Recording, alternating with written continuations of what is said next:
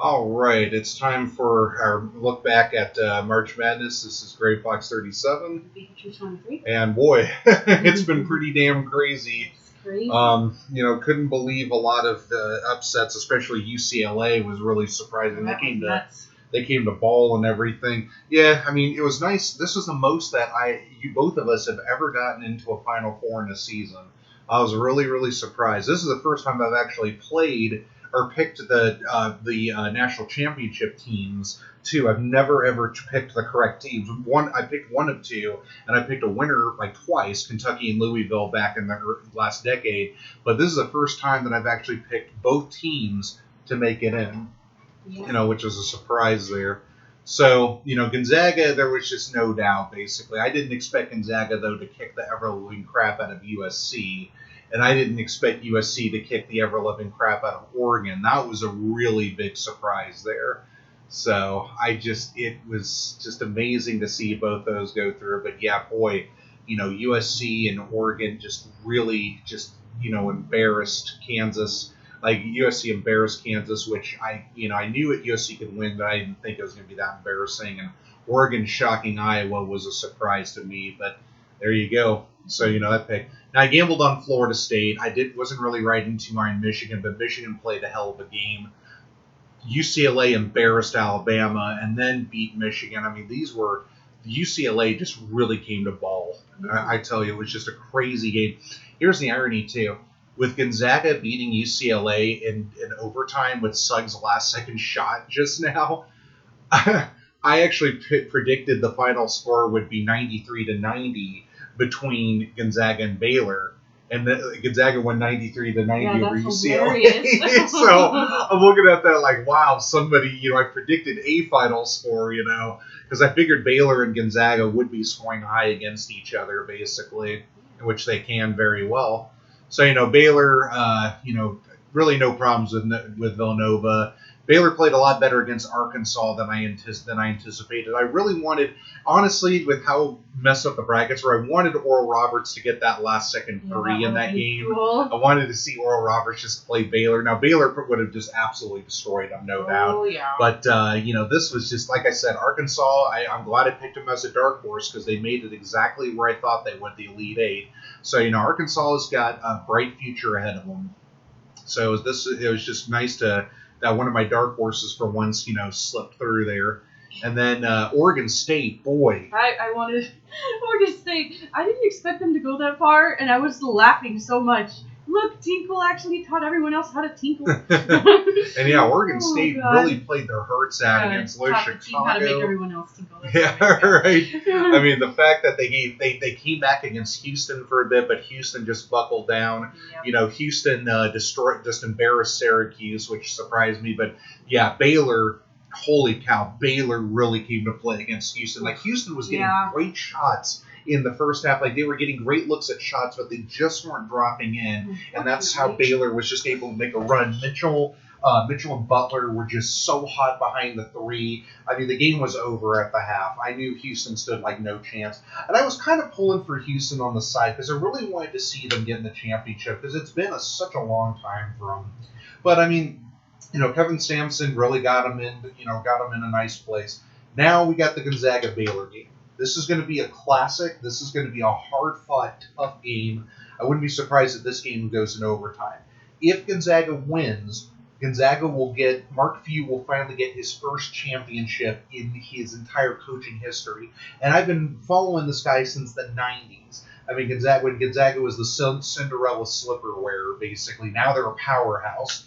I was hoping that Mark Few was considering coming to Arizona. Like, everybody was all like when Lute Olson retired from Arizona, everybody's like, oh, Mark Few is good, but he's not that good. It's like, if he thrives in the Pac-12, he could turn Arizona into a powerhouse, and alas, but, Mark Few is Gonzaga property, if you want to look at it that way, and I really hope he gets it. He deserves it. He is a great coach. He goes from a Cinderella coach to now a champion powerhouse team. Baylor, whoever wins it, it's going to be Baylor hasn't won it in ages. I think it was like the 50s the last time they won it, but I think Gonzaga's long overdue. So, hey, Gonzaga, I hope on Monday you'd make it. Yeah, the Baylor defense though is gonna be interesting to deal with. Yeah, you're absolutely right there. You were absolutely right there, Pikachu. Good, solid analysis. I love it. Let's do another shout out. Shout out to the Arizona Wildcats women's basketball team. Yeah. I I will be honest. When they went up against Texas A&M, I left a comment, and I'm glad that I was proven wrong. But I left a comment and I said, "Let's be realistic. Arizona isn't ready for the next step just yet, but they're getting there. Texas A&M's just too good. This is gonna this is just a great start for Barnes and everything like that." Arizona proved me wrong convincingly too. They beat Texas A&M convincingly. So then they make it to the Elite Eight, where Indiana upset North Carolina State in the number 1 seed in that bracket in the Sweet 16. Indiana, I knew would be a little bit of a problem, but boy, Arizona's defense really contained them. They held on. I mean, I love seeing Ari McDonald get that steal at the end and that layup to just ice the cake. Final Four bound, baby. So then I see UConn's their opponent, and it should have been Baylor, though. Baylor got gypped at the end of that game, and I do not blame Baylor's head coach for being mad. Oh, yeah. So I'm thinking it's Gino Auriemma. They're always built for this stage. It's going to be a great way to gauge where Arizona is. UConn's just too dominant. They were 14-point favorites in it.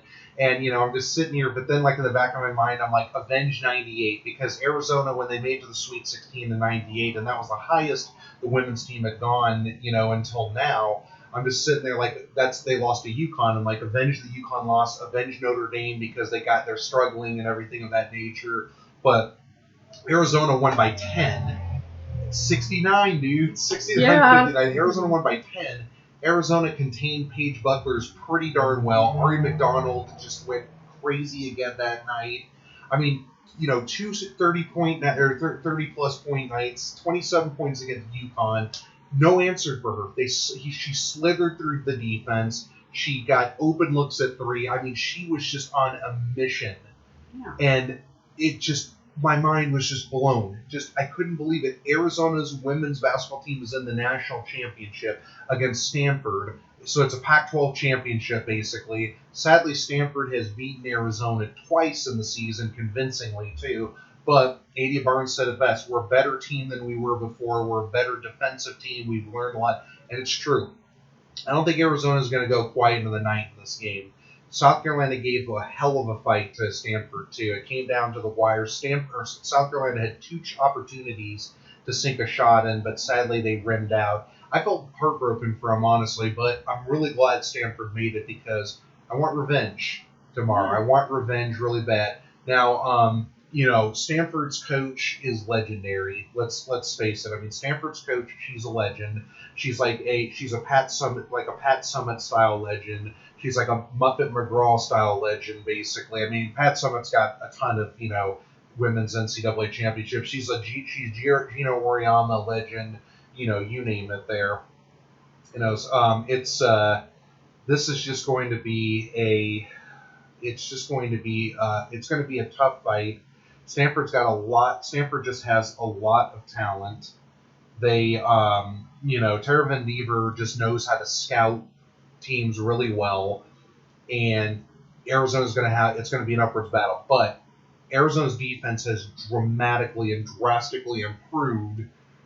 They just got to keep shooting consistently. If Ari McDonald can get hot behind the 3-point arc again, and Kate Reese can get inside and shoot well like she has been in these games, I think Arizona can take this game. A lot of people I'm not betting against Arizona again. It's like, yeah, you shouldn't. I'm not doubting Arizona again this season. I very well think they could win this. I have a strong feeling they could win this. Stanford's just not going to be easy. I think this is going to be a close competitive game, and it could go either way. I want Arizona to win in the end because I just want something in sports to stamp just the bad defeat Notre Dame had in football. I just want, the subpar, canceled tournament appearance season for Arizona in men's. I just want something to happen. These are the last 2 days of sports, and then afterwards begins the dead zone until September. Now, there's basically going to be spring sports, and Arizona's football team's got a lot of energy and confidence, which is really good. Notre Dame's looking good, too. They've got a quarterback battle going on. The offense is looking really good. I mean, we'll see what happens because they're going to be replacing a lot of stars. But, I sadly got to wait till September. We'll see if Fish can do anything. Yep. He looks good, but haven't really seen him play a team yet. So I really want him to succeed. He's doing all the right things for Arizona. He really is. He's got great energy, a great attitude. He's got an amazing staff. He's got Arizona prime people. Rob Gronkowski, for Christ's sake, Gronk, is actually consulting with them during the practices. The legendary tight end who is from the University of Arizona, if you guys didn't know. And, Dan Brown was taken from Michigan to be the defensive coordinator. So, despite Michigan's woes and despite basically Harbaugh being overrated at Michigan, they still had a good defense. They're top 10 defenses for a couple of years there, so let's not throw them under the bus with it.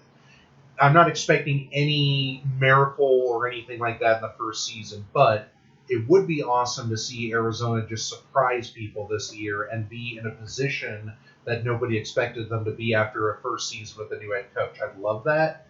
Or I would even just be satisfied with a 500 season or even getting into a bowl game. Just like when Arizona hired Rich Rod, and their first season they beat a really good USC team that had Marquise Lee on it, basically, who was a really great wide receiver who got over 300 yards on him.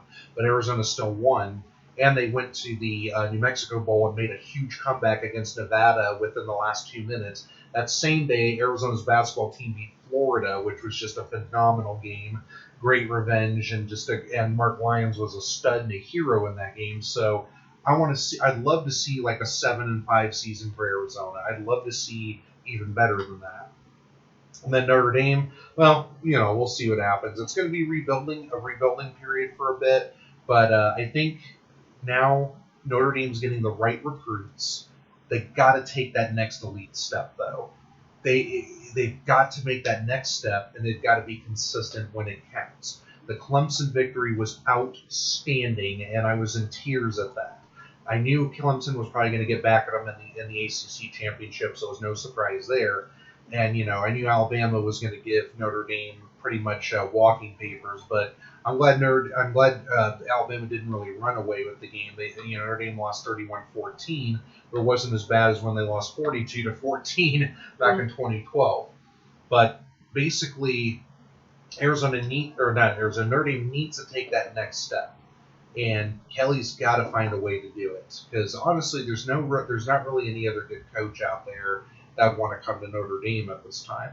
A lot of people are like, Urban Meyer should come over. It's like, yeah, he used to be the wide receivers coach for Notre Dame back in the mid-'90s under Lou Holtz. And now he's thrived, obviously. He's taken 2 different schools to national championships. He took Utah undefeated after he coached Bowling Green up pretty well there and whatnot. So it was pretty surprising with that there. So now he's going to coach the Jacksonville Jaguars. And we'll see what he can do in the NFL. I mean, heck, if Pete Carroll could do it, maybe Urban Meyer can. Who knows? Yeah, who knows? Well, it's just sad. 2 more days of sports. Women's tomorrow, men's on Monday, and then I just got to get back to boring old video games, I guess. Well, so plans for the future. What do you want to talk about what we did today? Oh, yeah, of course. I was going to get to that, no worries. Okay. But plans for the future, basically, we're going to... I'm considering doing a Diablo 2 video to show how the hero editor works and how much fun we have that. I really want to show a video of all of us playing together, basically. Boku and Ardith and I playing together, but we're having it's just weird to do the TCP/IP stuff. We may have to wait until Resurrected comes out, but they're charging like a full $50 where like it's a brand new game. It's like, okay, you're giving a cosmetic facelift, good for you, And if they release that game, it better be 1.14D. that they're releasing as. That's the latest patch for Diablo 2, because that's where you get the good stuff, like with the runes and everything of that nature. So fingers crossed on that there. Today was a very fun day. We actually took my Glock 19 Gen 3 that I shouted at in a video and fired it for the first time, and it's quite effective, which is a relief. There's a really great place called Marksman 2 that we found, and it's near Wells Fargo that I do business at. And it was very, very, the people were friendly. It was like $30 with it for an all-day pass at a stall. And then, a shooting lane. And then they actually can let you rent guns for $10, which is really cool. They had a 6-hour P226, which is one of my favorite SIG pistols.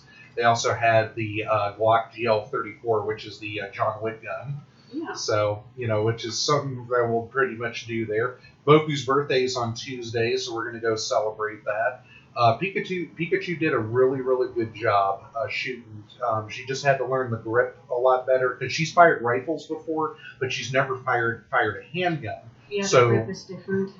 So basically I had to teach her to keep her arms straight out, and then all I had to do was hold her left elbow up, and she did fine. She actually hit the head a few times, and got the torso a bit too, which was really nice. And then they let her keep her target, which is really cool. Yeah. It's got the Glock 19 has a slight kick to it, but nothing too bad. I mean, it's a 9mm. If I had the Glock 20 like I wanted, then basically what would happen is it'd be a bigger kick. It'd be like boom, boom, So, but hopefully I can find one of those. I just want to find a Glock 20, and I want to get some Hydra 195 grain ammunition for that sucker there. But we fired a Winchester 115 grain, which isn't too bad. MagTech's basically where you want to go, like 142 grain for like a Glock. So, but yeah, I was looking at it, and I was looking at their display case, and I'm like, oh, you guys have Glock 17s? I could have come here and bought one, because I wanted a 17 more than a 19. But they're like, oh no, these are guns you rent. I'm like, oh duh. Okay, but there'll be a lot of fun pistols to try out there, and my quest for a Glock 20 still continues. But we'll eventually find one there. I know they saw them online, but a lot of them are out of stock. And then I thought I found a place, and then it turned out to be like a black market place from the UK with no registered serial number, and I was like, oh. This is either a bait webpage, or, it's like, darn it, I'm a law-abiding citizen. Yeah. Even though I want the Glock 20 so bad, I'm a law-abiding citizen, and I have to stick to it. But anyway, yeah, it was. The pistol did jam at one point. It was because I loaded up a second magazine, basically, and I think one of the rounds got like a little loose in it. But we were able to work through it and everything. I just basically loaded it. I loaded it into the chamber and just shot it off, and then I let Pikachu take over from there. So that was just my fault, because I guess I wasn't paying attention when I was loading the magazine. But a jam's a jam. It wasn't like a bad jam. It was just a simple matter of pulling the slide back, locking it back into the barrel there, and then basically it just went. I fired it off just to get it out there. But I knew what to do, and it was. Simple, as easy as apple pie there, and nothing blew back at Pikachu's face. Thankfully not. Cleaning it was easy too. I just ran my brush right through the barrel and everything, and it was pretty easy. Didn't have like a whole lot of gunk in it. It was really nice too, because like at the shooting range they said like master optional there, and I was like, oh, that's what I like to hear. Thankfully. So yeah. How much longer do you think we're gonna wear masks, Pikachu? Realistically, forever. Yeah, forever. Yeah. I was gonna say that. I don't know. I'm thinking I'm being a little more optimistic, but I'm probably gonna say sometime at the end of the year, early next year. I think they're just the vaccine seems to be successful, and they're everybody's praising Biden, of course, for it, even though it was on the Trump timetable. Oh, but God, whatever. speaking of crazy modern crap that's going on, do you want to discuss the school thing that we heard the other day? Oh, well, that would be for a political, that'd be for more political discussion. I don't want to. I don't want to bore the sports fans with anything. True. So, but we've already gone off topic with it there. But hopefully you guys are having fun regardless. Anybody who's listening or watching, and we did actually have a gentleman that actually picked a lot of similar picks as ours, and sorry things didn't work out 100%. If you're still watching these videos, sorry things didn't work out 100%. But it's March Madness, baby. Anything can happen on you there. So we'll just basically, if you do follow our channel for our crazy wacky political views, or if you just like to watch us play video games or anything like that, we'll continue doing that over the remainder of the spring and the summer, and then get ready for college football come September. I'm not really much of an NFL or NBA fan. I don't like baseball at all. Yeah. I just like college football and basketball. Those are like my two prime sports and my passions there. But we'll probably just do some. I do want to finish Secret of Mana. That is something I definitely want to finish with the boys, and then also, we'll just continue the Super Mario 3 strategy guide. I just finished level 4 just now. Segued over to this video, and then what we'll do is probably just think of some other things to do. Like I do know eventually I'd love to do a Betrayal at Krondor walkthrough. That would be really fun. Just to play that. I wouldn't mind showing off a few cities I've done in SimCity 2000 just for shits and giggles, basically there. But the new laptop's been fantastic. I did get a new monitor, a new 27-inch Asus monitor that's way better than the secondary monitor that I was using before. We never told them about the special shirt. The jersey? Oh, yeah. I'm getting, Pikachu and I are getting custom-made Notre Dame jerseys. So Pikachu got a number 23 one. I'm getting a number 25. Pikachu's lucky number is 23, which is Kyron Williams' number, so that's really cool. She's got a spiffy running back. Mine's 25, of course, because, Rocket Ismail is my favorite Irish football player of all time in my lifetime. And I did love how you could put your last name on the back of them. So basically, Pikachu's got hers and I've got mine. So I'm really happy about that. Mine's on the way, and I accidentally got Pikachu a 3XL, but it's very, because I was thinking of mine because, I'm a big and tall guy. So basically, it was, comfortable for her there, which is great. Mm-hmm. I think this is just going to turn into like a chit chat video, basically, at this point. I mean, that's pretty. Well, that's a sports topic. Yeah, no, it is. You're right. And I don't have a problem with it, honestly. We're not, like, super structured or anything like that. But, Gonzaga Baylor is going to be a tough one. It really, I tell you, I wouldn't be surprised if Baylor won. I wouldn't be surprised if Gonzaga won. I mean, these like I called it before, these are the best two teams in college basketball right now. Mm-hmm. And, it still pisses me off that Drew Timme didn't go to Arizona because look at him thriving in Gonzaga. Can't stop talking about that. Suggs is like the highest rated recruit Gonzaga's ever gotten, and he hit that game-winning 3-point shot. My God, that was an amazing shot. Just an amazing shot.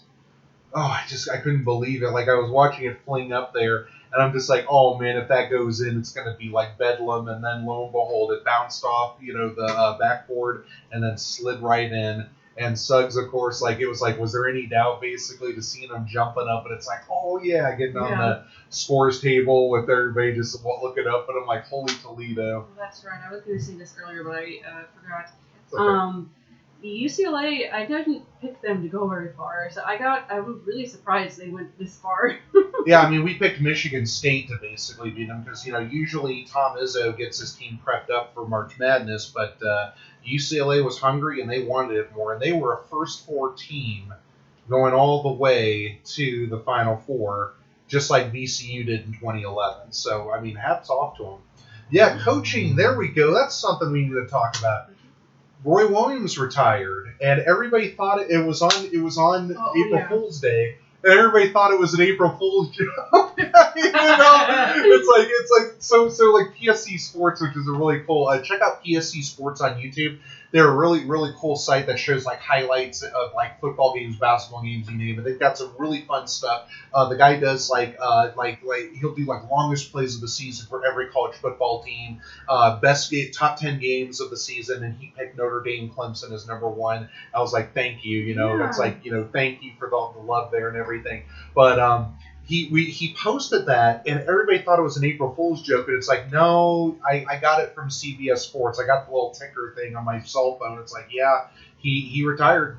It was really something to see. I'll tell you that there. Shaka Smart left Texas, and he's getting picked up by Marquette. I think he's going to do well at Marquette.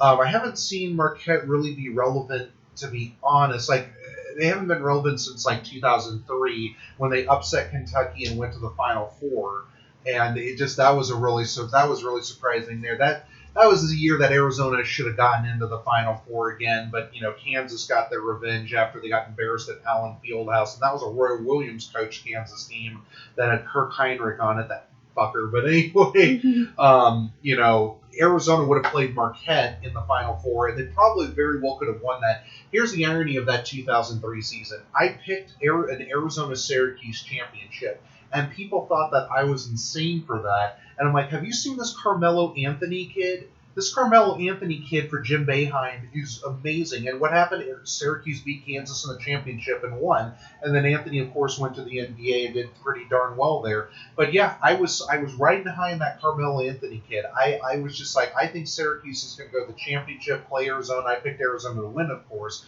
because Arizona had a really great team that year. Luke Walton, Ricky Anderson, Jason Garner, Channing Frye. They had a really good. Had Slim Stoudemire. And then their bench, with Andre Iguodala and Hassan Adams on their bench. And Chris Rogers, which was like a defensive specialist. And Will Bynum had stayed, not gone to Georgia Tech. Arizona would have kept with that deep bench there, but Arizona had that team just primed and good to go. And then in 2005, that was just the death of Arizona basketball when Illinois made that 15-point comeback against them, and that hurt. I was in tears after that game. That was the last time I think I ever cried at a sporting event. 2005 was not kind. You had that, and then you had the Notre Dame football the following fall, losing to the USC with the Reggie Bush push. But anyway, it is what it is there. Yeah. Let's see. Chris Beard's leaving Texas Tech to go coach Texas now, so I thought that was pretty cool. I think Beard will do pretty well for the Longhorns there too. I think. He was a great coach for Texas Tech. He kept them relevant. 2019 got him the national championship against Virginia, for crying out loud. So, Beard, I remember him at Arkansas Little Rock, and I thought that he was just the perfect fit for Texas Tech to get him back on the map, and he climbed him back up there. And I'm proud of him. It's really great to see these coaches come from these lower conferences and just start pulling things away. Like the Oral Roberts head coach, he's going to start getting some love.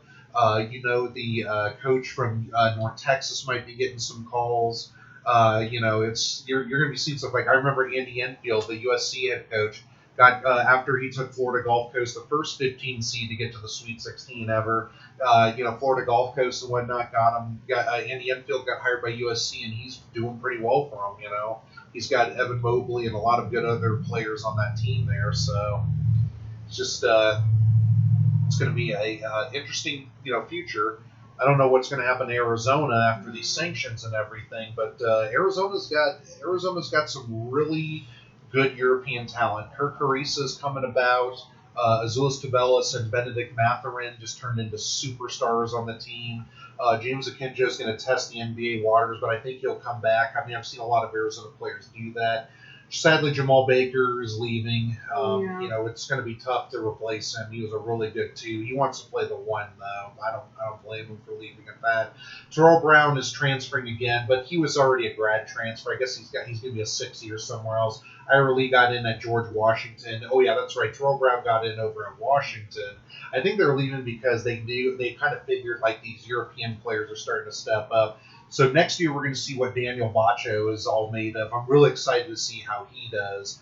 And I think Arizona. Arizona's got some nifty guards coming in.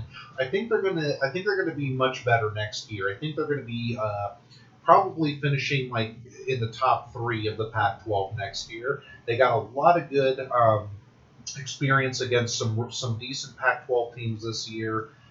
They've seen a lot of evolution from players that we didn't expect to step up. The freshman to sophomore leap is going to be big for some of these players. If Akinjo comes back, we've got a good core nucleus of 3 good players, and then we put Kurt Carissa in at the 2, and we got Christian Coloco if he continues to get better. I think Arizona's going to have a solid starting 5. Put Matherin at the 3 and Tubelis at the 4. I mean, I think it's a solid starting 5, and then we'll have some good guards that'll basically contend. Dalen Terry's actually not that bad of a player, so I think he'll make some improvements. So we've got, but I'm excited to see what Baccio could do. So Arizona's got a bright future player-wise, but it's going to determine, are the sanctions going to screw Arizona over, and then what's going to happen to Sean Miller? Now, a lot of people want Miller's head. I don't blame him for it at all. But then people are like, who's going to replace it? Well, I wanted Chris Beard to come to Arizona, obviously. Chris Beard's a great coach. I think he would be a great fit for Arizona. But Jason Terry, homegrown product. I mean, hell, Adia Barnes was a player for Arizona's women's team. Why not have Jason Terry take over? Gradually learn the game. I mean, hell, Josh Pastner got Georgia Tech into the Georgia Tech into the tournament for the first time in a while, and he's finally starting to get his team going, and he's got a bright future ahead. I mean, Loyola Chicago was good, obviously, but it could be the same thing for Jason Terry. Maybe Terry's just going to finally kind of get his niche, and that would be really, really cool. Mm-hmm. So yeah, that's pretty much it for. It's pretty much we're pretty much fit and set to go for sports there. So I could go on and on about other things, but yeah, but we'll see what happens next year. We'll see what happens. I mean, who knows? Maybe we should maybe we should prep for kind of do weekly football videos, maybe every Friday night or something when the season starts. I don't know. That would be something. We could have like a upcoming NCAA football 2021 season discussion or something like that. Something, yeah. Yeah. So yeah, well, I mean, we may consider that. I'm just more. I mean, and March Madness. March Madness is the most exciting sporting event in the world, hands down. Yeah. And it's just, I'm thrilled and happy to see it day in and day out when it happens. So, well, anyway, that's it for.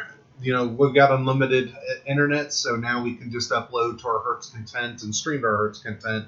Well, that's it for this video. So, hey, good luck to Gonzaga, good luck to Baylor, good luck to the Lady Cats out there. Mm-hmm. Hopefully Arizona can bring home a championship tomorrow. I would be super happy for everybody in this household. Yeah. So it's now time to, I guess, consider potentially getting something to eat. So this is Great Box 37. And Pikachu 23. And we'll see you next time.